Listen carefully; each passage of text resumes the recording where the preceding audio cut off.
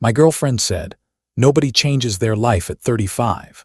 I replied, "Then stop watching me." She laughed at my 5 a.m. runs and night classes, but 6 months later I was 47 pounds lighter, promoted, and unlocking my new condo while she was outside my celebration dinner crying that she'd made a huge mistake. I'm Caleb, 35. Amber is 31. We were together a little over 3 years in Charlotte, North Carolina. When we met, I was the easy version of myself. Warehouse shift lead, decent money, terrible habits, too much takeout, and the kind of exhaustion you call normal because everyone around you is tired too. I was 248 pounds, pre-diabetic and drifting. Then my dad died at 58 from a heart attack. That changed me fast, not in a dramatic movie way. More like a quiet switch. I quit drinking, started walking before work, then running. I meal prepped on Sundays, signed up for a night certification in supply chain management at the community college because I was tired of training supervisors who earned more than me. I started saving hard too, real savings, not random leftovers after weekends out. Amber hated it almost immediately. At first she acted like it was cute, called me Coach Caleb when I brought chicken and rice to a barbecue, laughed when I left a party early because I had class, rolled her eyes when I woke up at 450 to run. Then the jokes got sharper. She said I was obsessive. She said I acted better than everybody. She said nobody wanted to date a motivational quote in sneakers. The wild part is I never preached at her. I was just changing my own life, and apparently that felt like criticism to her. By fall, I had lost 29 pounds, saved $14,300, and passed the first half of my certification. My manager had started giving me more scheduling authority, and there was talk of a senior operations opening after New Year's. For the first time in years, my future felt like something I could build. Amber should have been happy. Instead, she got mean. The final moment happened at her friend Marissa's rooftop birthday downtown. I had already told Amber I'd stay an hour because I had a 6-mile run planned the next morning and a class presentation after that. She spent the whole night taking little shots at me in front of people. When I passed on tequila, she said, "Don't worry, Caleb's training for the Olympics." When I ordered grilled chicken, she said, "Careful, one French fry might ruin his brand." People laughed because they thought it was banter. I laughed once too. Then I stopped. Around 1015, I stood up, put $40 on the table, and said I was heading out. Amber followed me to the elevator lobby. The second the doors closed, the smile disappeared. She folded her arms and said, "I am so tired of this little self-improvement act." I stayed quiet. Then she said, "Nobody changes their life at 35. You're still just Caleb from the warehouse." That was it. Not because it was the cruelest thing I'd ever heard. It wasn't. But because it was so clear. She had watched me work for months and still saw a joke she expected to fail. I looked at her and felt the strangest calm. I said, "Then stop watching me." The elevator opened. I walked to my truck. She stayed there like she expected me to come back and soften it. I didn't. Halfway home, my phone lit up. "You're embarrassing me. You're really breaking up with me over one sentence. Call me now." I didn't answer. I got home, packed the things she kept at my place into 2 tote bags and set them by the door. At 12:07 a.m. she texted, "I'm staying at Marissa's. We'll talk tomorrow when you calm down." I replied once, "I'm calm. Pick your things up Sunday." That breakup cost me $680, by the way. We had a non-refundable cabin deposit on a New Year's trip to Asheville. I let my half go. Expensive peace, but still peace. Sunday came. Amber pulled up with Marissa in the passenger seat like she needed a witness. She expected drama. Instead, she got 2 labeled bags, a spare key in an envelope, and me standing there like I'd already moved on mentally. She stared at the bags and said, "You cannot be serious." I said, "I am." She laughed once and said, "You'll be calling me in 2 weeks when this phase burns out." I said, "Drive safe." That bothered her more than anything else I could have said. She stood in my driveway getting louder and louder about how I was having an identity crisis. Marissa stayed in the car looking straight ahead. Finally, Amber threw the key on the ground and said, "Fine. Enjoy your sad little discipline life." Then she left. I picked the key up, went inside, and set my alarm for 450. The next morning I ran 6 miles. That was the original breakup. Clean, quiet, done. At least I thought so. 6 weeks later my life was better in ways that felt earned. I dropped another 11 pounds, passed the second certification exam. My manager moved me into an interim operations supervisor role when the old one transferred to Atlanta. My pay jumped from $64,000 to $79,500 with a 90-day review to make it permanent. I signed up for my first half marathon in Raleigh.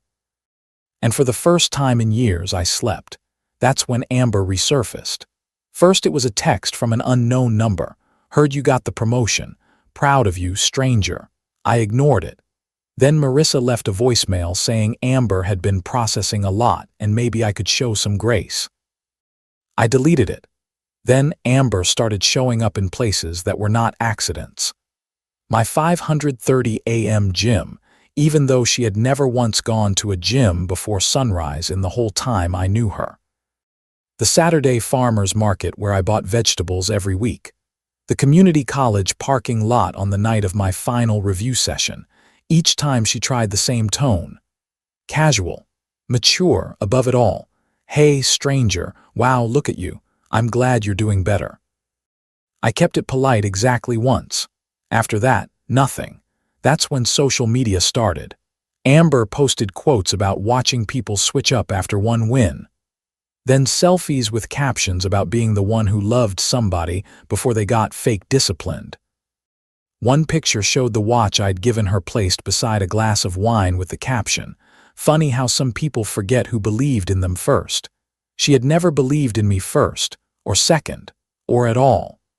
The unexpected ally came from her older brother, Travis.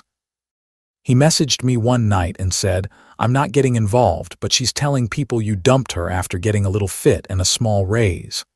I figured there was more to it, so I sent him 2 screenshots. Her line in the elevator lobby. My response. That was it. 5 minutes later he wrote back, "Wow, okay, that's not what she's saying." I said I figured. He replied, "For what it's worth, keep going." By December, Amber escalated again. She started calling from blocked numbers around 9:45 p.m., right when she knew I'd be winding down for bed. Sometimes she'd hang up. Sometimes she'd leave voicemails that sounded half angry, half nostalgic. "I just want to talk to the real you. You're acting like you're too good for everybody now.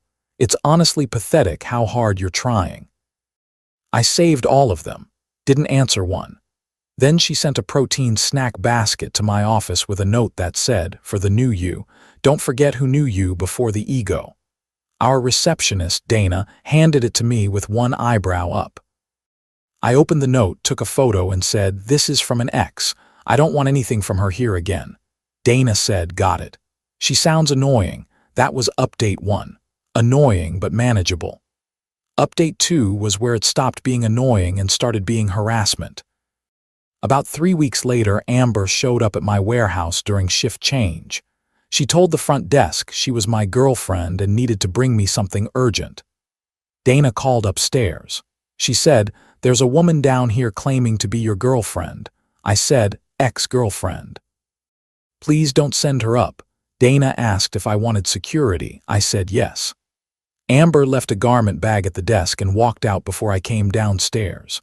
Inside was the charcoal suit I'd worn to my dad's funeral, freshly dry cleaned. No note, which somehow made it worse. It was a message without words. "I still have access to your life, your memories, your grief." I photographed it, saved the security footage, and put the suit away.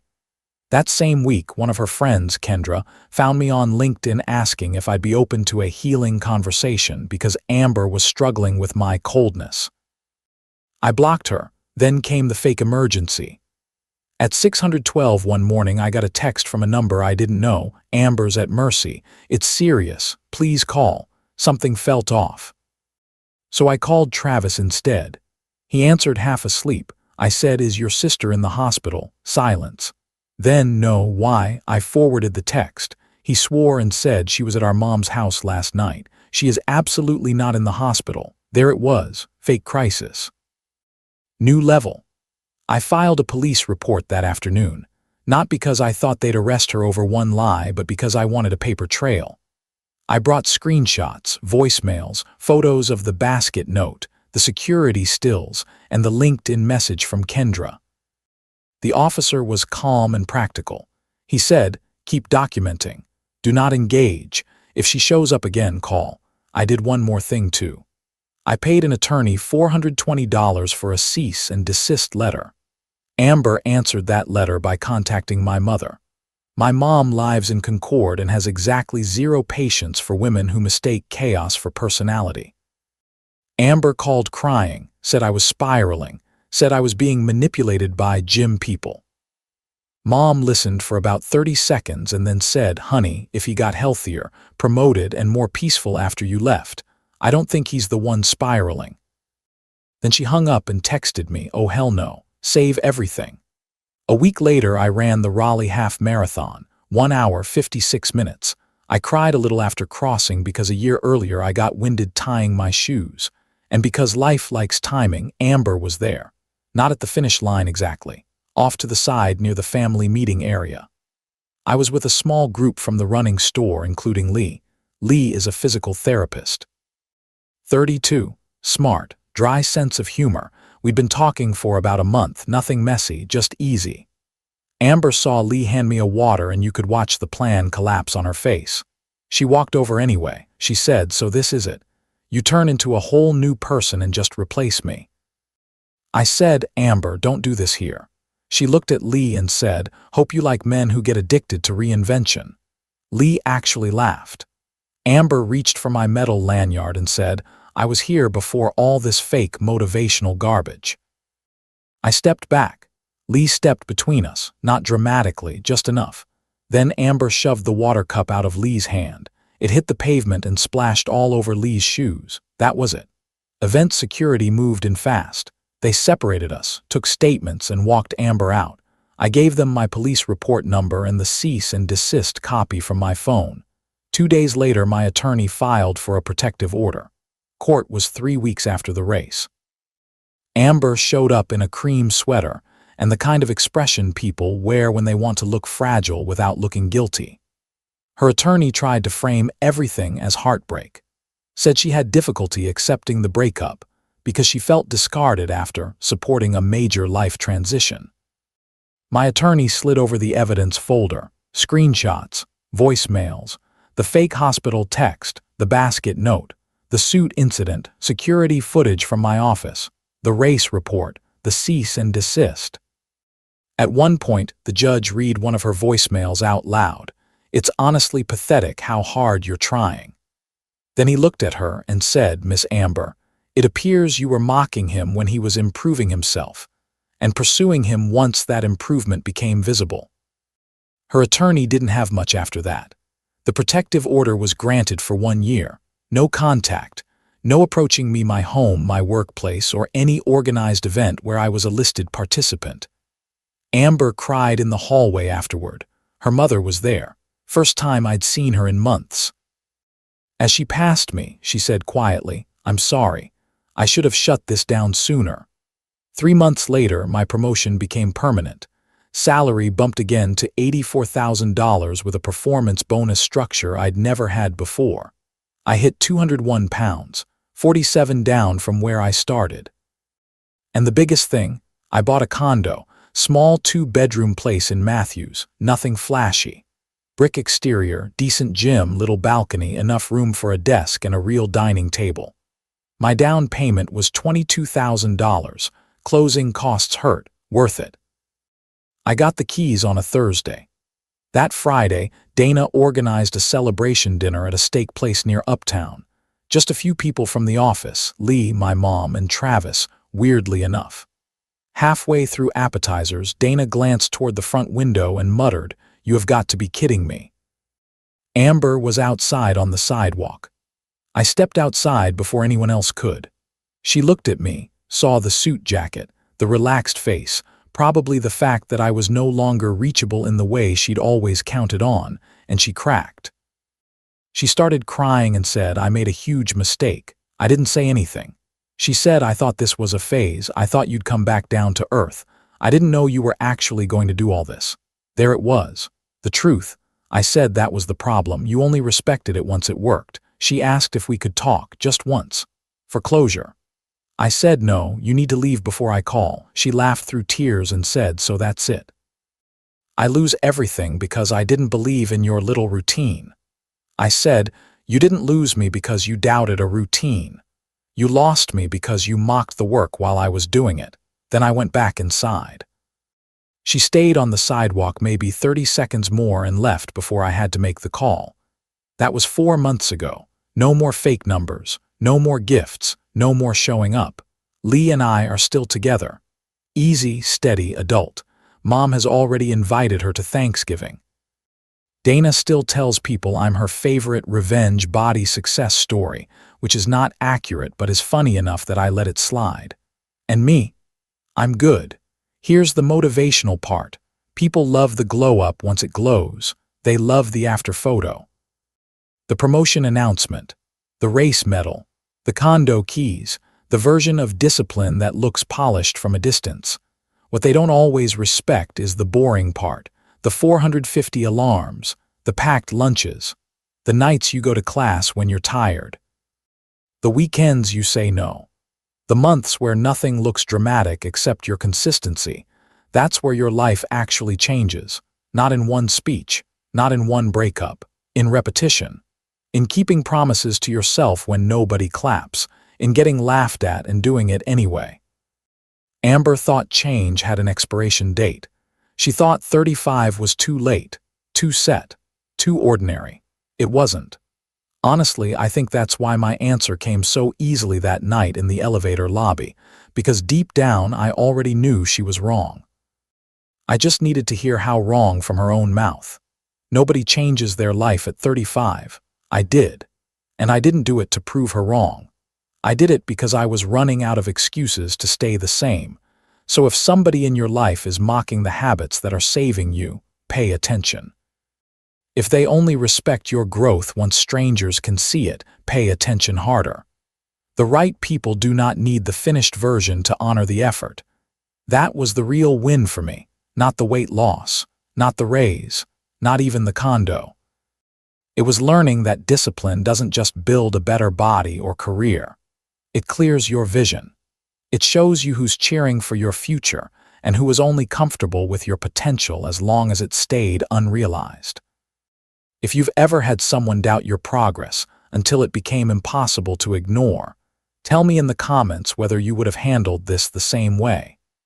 And if this story meant something to you, subscribe, like, and share it with somebody who needs the reminder that it is never too late to change your life.